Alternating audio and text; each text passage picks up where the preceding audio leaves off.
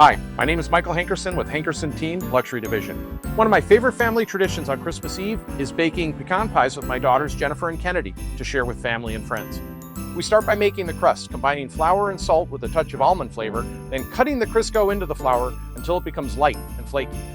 A little cold water brings it together, the dough is rolled out, placed into the pie plates, brushed with egg white, and lightly dusted with cinnamon. For the filling, caro syrup, sugar, vanilla extract, and almond flavor are brought to a slow boil. Then butter is added and melted in. With the mixer running at a steady medium speed, the eggs are carefully added so they blend smoothly without cooking.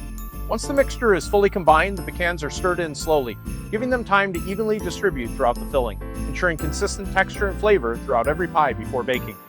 The finished filling is then poured into the prepared crust, creating full-size, medium, and small pies from the same batches. The pies are placed into the oven and baked until set, filling the kitchen with that familiar holiday aroma. This is a tradition we look forward to every year and one that means a lot to our family.